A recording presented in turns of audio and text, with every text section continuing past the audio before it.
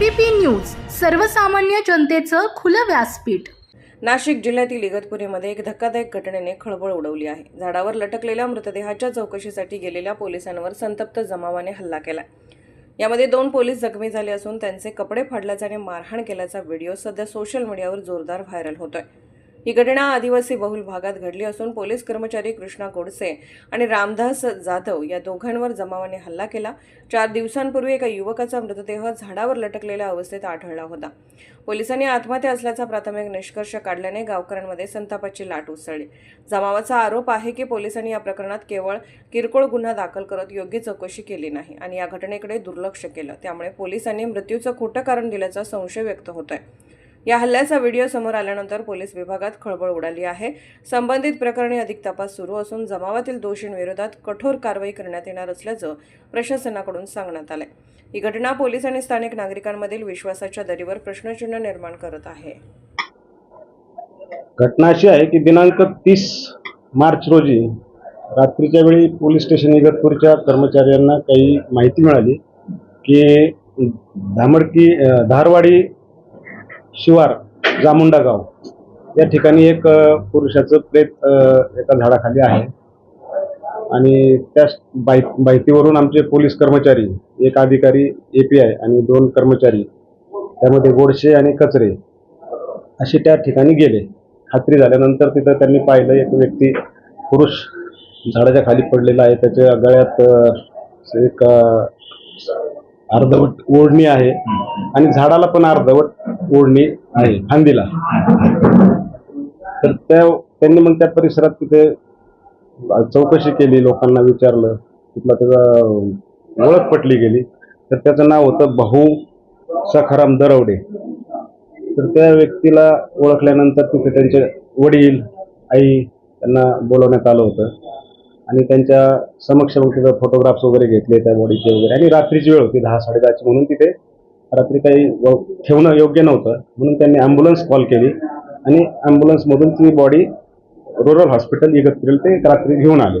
सोबत त्यांचे नातेवाईक म्हणजे आई वडील पण होते। यानंतर ही रात्रीची गोष्ट झाली। सकाळी दुसऱ्या दिवशी ईद होती, ईदचा बंदोबस्त होता आणि आम्ही सर्व बंदोबस्तात होतो। बंदोबस्त संपला साधारणतः 10:30-11च्या आसपास। मी इगतपुरीतच होतो, तिथले पोलीस इन्स्पेक्टर साहेब होते, आम्ही सर्व तिथे होतो। त्यांना माहिती आली की धामडगी परिसर जो आहे बाहुली डॅमच्या पुढे त्या ठिकाणी आपले काही त्या रात्रीचे ईडीमधील मैताचे लोक किंवा त्या गावातील काही लोक तिथे जमलेले आहेत आणि आपले कर्मचारी पण तिथे पुढे गेलेत, त्यांना बोलवण्यासाठी गेले होते सकाळी, या तुम्ही पंचनामा वगैरे करायचा, इन्क्वेस्ट करायचा म्हणून। तर तिथे गर्दी जमलेली आहे, तर आपल्याला जायचं म्हणून आम्ही स्वतः आमच्यासोबतचे काही कर्मचारी घेऊन, कर्मचारी फार काही नव्हते परंतु माझे सोबतचे 2 कर्मचारी, त्यांच्यासोबत 2-3 कर्मचारी आम्ही गेलो, आमच्या एकाच गाडीत गेलो होतो। तिथे गेल्यानंतर लोकांचे आम्ही ऐकून घेतलं सगळं म्हणणं, त्यांची काही ती तक्रार होती व रात्री बॉडी हलवायला नाही पाहिजे वगैरे। तर आम्ही ती परिस्थिती सांगितली, व्हिडिओग्राफी फोटोग्राफी केलेली आहे असं सांगितलं आणि आता PM करणं आहे। आपण PM झाल्यानंतर जे काय असेल त्याची चर्चा करूयात किंवा काही तक्रार असेल तुमची रीतसर त्या मरणाच्या कारणाबद्दल तर त्याच्याबद्दल आपण पुढे काय रीतसर कायदेशीर कारवाई करूयात अशी आमची चर्चा सुरू असतानाच त्यातल्या काही लोकांनी जे रात्रीचे कर्मचारी होते त्यांच्याबद्दल काही राग असेल वगैरे, मागच्या बाजूला आम्ही चर्चा करत असताना गर्दी भरपूर होती, 50-60 लोक असतील, तर त्यांनी त्यांना काहीतरी धराधरी सुरू केली, पकडायला हाताने वगैरे। तर त्या अशा परिस्थितीत ते लोक दोन्ही पण साध्या कपड्यात होते दोघेही, तर ते घाबरले आणि ते पळायला लागले त्या रोडनं। तसेच पळता पळता हा मॉब पण त्यांच्या मागे गेला, त्यांना धरून मग हाताने वगैरे त्यांनी चापटीने वगैरे मारहाण सुरू केली। हे आम्ही बघितल्यानंतर आम्ही पण त्यांच्या मागे मागे गेलो, पळत गेलो। त्यातला एक कर्मचारी पुढे तसाच रोडनं पळून गेला पुढे आणि एक मात्र जे त्याला ASI जाधव होते त्यांना ते ॲक्च्युली मारत होते, त्यांना आम्ही ताब्यात घेतला। आमची गाडी होती, त्या गाडीत बसवला, पब्लिकला सगळं व्यवस्थित शांत केलं आणि नंतर मग आम्ही आमच्या पोलीस स्टेशनच्या इतर सहकार्यांना कॉल करून नाशिकला वरिष्ठांना माहिती दिली। नंतर जो काय ॲडिशनल फोर्स मागवायचा तो फोन करून मागवला, परंतु नंतर ते लोक काही आमच्याबद्दल, इतर पोलिसांबद्दल त्यांचा कुठे असा काही रोष नव्हता, पण ते रात्रीचे 2 पोलीस जे होते त्यांनी ती बॉडी हलवल्याचा त्यांना थोडा राग होता। इतर नातेवाईकांना तिथे येऊ दिलं नाही, फक्त आईवडीलच आले होते आणि त्याच दोघांच्या याच्यावर त्यांनी बॉडी शिफ्ट करायला नको होती, हा त्यांचा मेन रोष होता आणि त्या रोषापोटी त्यांनी त्या दोघांना तिथे मारहाण केली होती। बाकी सगळ्यात वेगळा असा कुठला कायदा सुव्यवस्थेचा प्रश्न नव्हता किंवा काही पोलिसांच्या बद्दल राग असतो तर इतर पोलिसांनाही त्यांनी काही आमच्यासारखे आम्ही तिथे उभे होतो, आमचे काही कर्मचारी होते, आम्हाला कोणालाही त्यांनी काही नाही केलं आमच्यासोबत. तर ते नंतर सर्व आम्ही त्यांच्या तक्रार ऐकून घेतल्या. सर त्यांची जी काही शंका होत्या त्या शंकाप्रमाणे त्यांचे जे काही कारण असतील त्याचं समाधान केलं. वरिष्ठ अधिकारी परत आले आणि त्यानंतर त्या प्रकरणामध्ये अकस्मात मृत्यू दाखल करण्यात आला संध्याकाळी. आणि त्यानंतर ती बॉडी पोस्टमॉर्टम असं त्यांना प्रॉमिस केलं गेलं की इगतपुरीला करण्याऐवजी आपण एक फॉरेन्सिक मेडिसिन जे स्पेशल डिपार्टमेंट आहे नाशिकमध्ये कॉलेजचं, त्या सिव्हिल हॉस्पिटलच्या फॉरेन्सिक मेडिसिनच्या डिपार्टमेंटमध्ये तज्ज्ञ डॉक्टरांच्या मार्गदर्शनाखाली PM केलं जाईल आणि जे काही कॉज ऑफ डेथ येईल पुढे त्याप्रमाणे आपण गुन्ह्याचा तपास करू, जे येईल त्याप्रमाणे. त्यामध्ये मरणाचं कारण समजा होमिसायडल म्हणजे दुसऱ्यानं त्याला मारून कोणी मारला असेल तसं आलं, किंवा सुसायडल स्वतः आत्महत्या केली असेल असं आलं तर त्याप्रमाणे तपास होईल असं त्यांना सांगितल्यामुळं त्या दिवशी ती ED दाखल झालेली आहे.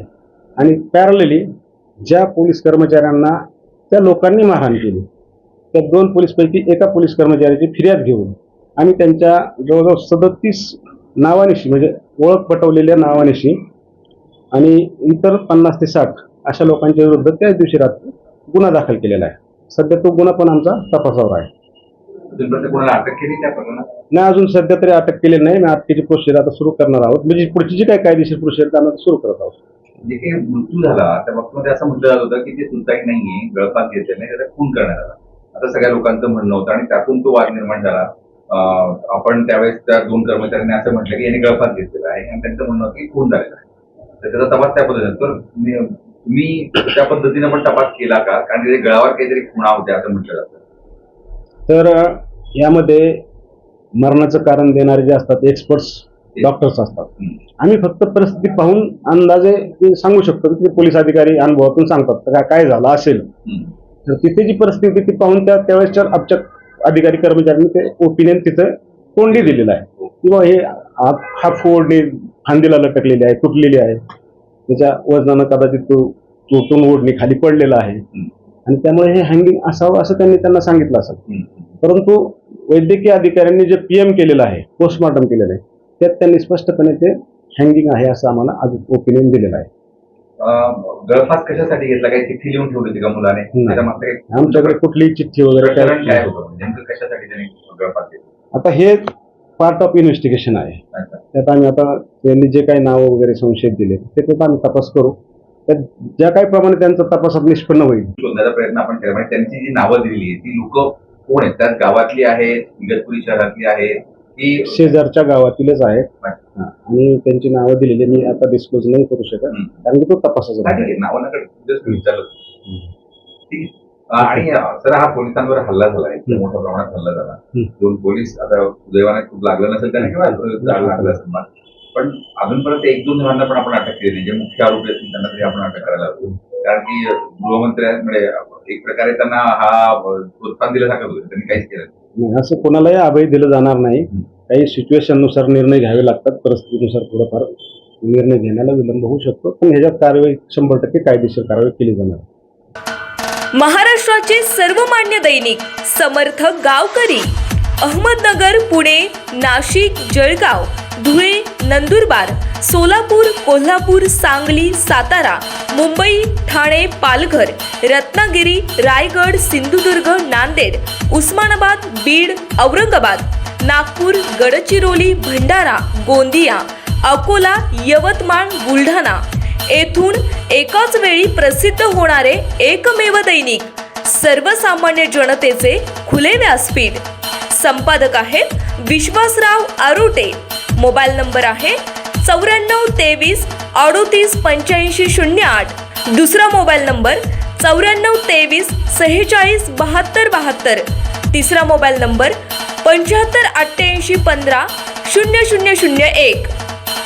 वेबसाईट आहे sgavkari.com. मेल आयडी आहे AKLgavkari@gmail.com.